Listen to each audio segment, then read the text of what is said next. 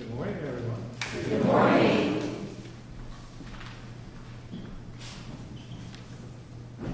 Are you friendly with your past? Well, at least you can laugh about it. I know, that can be a real killer right there. How well do you understand yourself? Immensely, right? Okay. Oh my God! Alone. Personally, I like it. I find I'm able to keep company with the best person I know. That may sound conceited, but it isn't. I have had the opportunity as an only child to spend more time with myself than I'm sure I would have if I were born into a household of 3 or 4 or however many. So in that, I've had time and time and time to develop a relationship with myself. But I must confess that a lot of that time was wasted. And that is because I didn't like me. I didn't feel comfortable with me. So I would often seek out distractions in the form of persons, places, and things just to avoid spending time with me. Of course, I may be the exception, but I doubt it very seriously. In our culture, most people don't seem to spend any time alone. Don't seem to spend any time in the silence, nor do anything that would cultivate enjoying their own presence. Okay, there are layers of this that are well known so far as, okay, if you spend time with yourself, then in spending time, you're going to make discoveries that perhaps you've been avoiding with things that will come up. Because if you get quiet and you stop paying attention to distractions, then you're going to have thoughts come to you, you're going to remember things, you're going to have feelings, you'll probably even find yourself reacting to them. You'll start getting all teary or all anxious or all worried or all angry, any of the number of things that are our personal reactions to stuff that comes to us. And stop and think about it now. Many instances, that's why we avoid the silence. Because there's a part of us knows, it knows, given the opportunity, it's going to knock, knock, knock. Here I am. And that's a good thing, you see. Now, think about this as layers. Because the first layer, of course, is this encounter. Then it can, with your cooperation, your participation, lead to some type of resolution. You can say, okay, this has happened. Or you can say, all right, enough of this. Bring on some more distractions. But eventually, if you do get to the place of saying, all right, I want this to get better. I want me to get better. So then we place a label on it. We say, I want healing. Now, remember, I just said a label. Well, what is healing? What does that really mean? That we continue to cart around this piece of us that we've gone through some kind of a process with, that we then say, I'm healed. Well, what if that really is just a layer that stands between us and something else about us?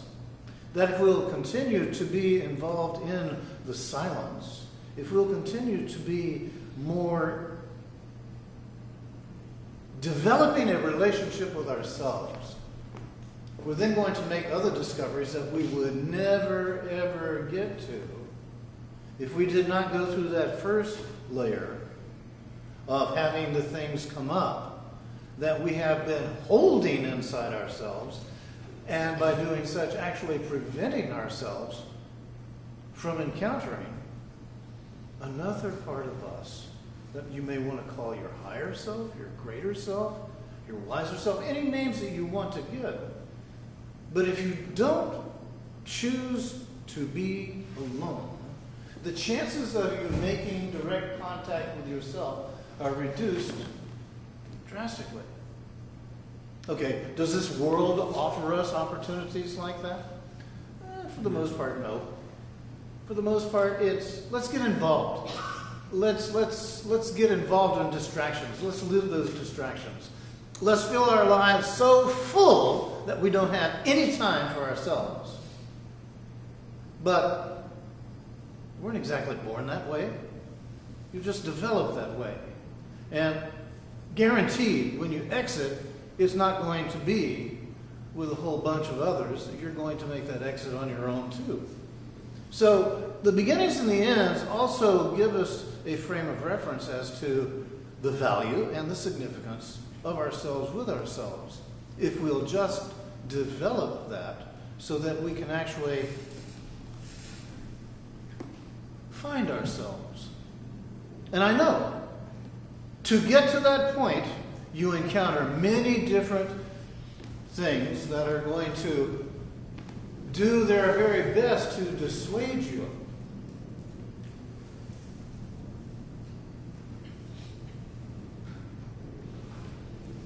How's your emotional world, by the way? Did you make sure that you got yourselves sufficiently tranquil for today?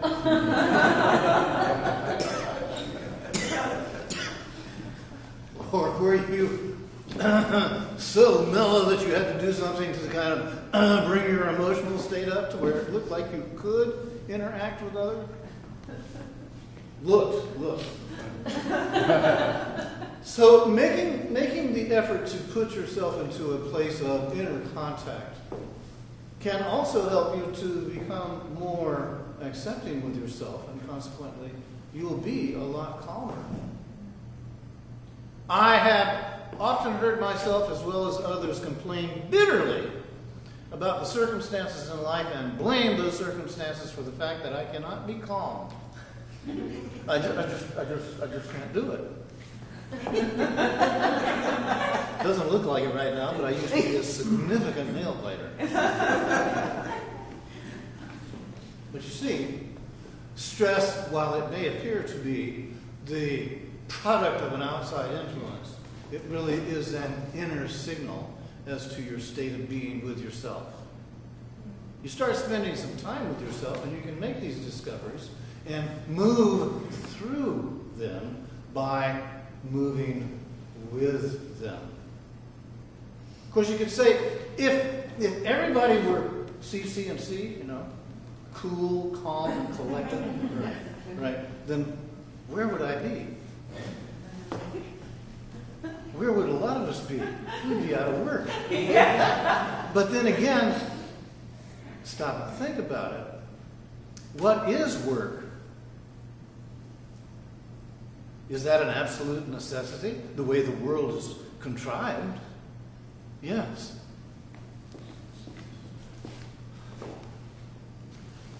So, what about your inner peace? How important and valuable is it? I hear so many people say, I find that this is the most valuable and important thing that I need in my life, is inner peace.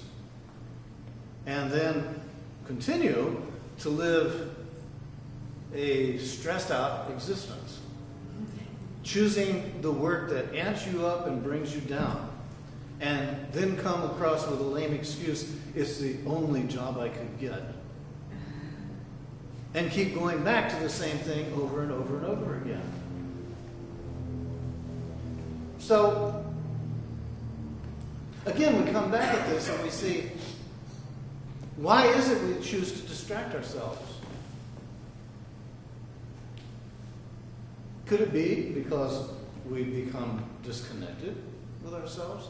And notice now that I'm again making reference to this that lies just beyond this layer of interference that we call dis-ease. This layer of interference that we call a lack of harmony, that seems to have the vibrations of anxiety, fear, and all those others. Remember, it's just a vibrational layer that we tend to rever it as if it were something that we should not engage with to move through. So, now, I find that when I choose to be alone with myself, and especially on a regular basis, that I really feel okay with me a lot more. When I choose not to do that, I find that I'm starting to get anxious and worried and cranky and irritable. You know, all the things that you see me live all the time. See how much better it is? So the point is that I am encouraging you not only to do this once or twice, just to give it a whirl to see if there's anything to it, but to consider that really is an opportunity you're waiting for yourself to choose as a lifestyle, to where you do become more available to yourself and be at ease with your availability. Because other people are always going to be attracted to you. You're always going to have opportunities in this world. You don't have to worry about making them happen. See, this notion that you have to be on top of your game in order for your game to be successful is an outright destructive lie. Because when you get centered in yourself and you find that you are at ease and comfortable with yourself, you're going to attract to yourself that type of energy, which is going to give you fulfillment that you have been trying to make happen, force happen, that isn't happening. So when I say, oh my God, alone, I am saying, oh my God, alone. Really, it's a wonderful experience. You know how that is. You encounter others and they just have all of their energy up and running. 25 minutes of that is enough, isn't it?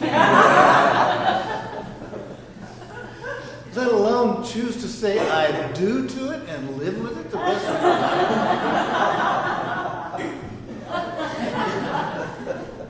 But you see, when we are not centered, we make such selections for fear of being alone. So you could become less afraid and more strong. You could become less stressed and more calm. And you could be more honest with yourself and others and find more peace with yourself and the world if you will realize this band of frequencies that operates inside of you that seems to separate you from everything else is self-imposed because it's there that you put there to prevent you from discovering who you really are. My encouragement is to see the masterwork of what you have done and then go in there and unravel it so you can get to that brilliant, wonderful being you truly are, who is awaiting your recognition and relationship. But then again, what do I know? It might be better if we just dismiss this as rubbish and go on living our stress-filled lives saying this is the best it will get. Live it to the fullest. Well, do we not make choices? Yes. And do not those choices reveal our awareness? Yes. So, thank you for your attention. I know it's getting thin.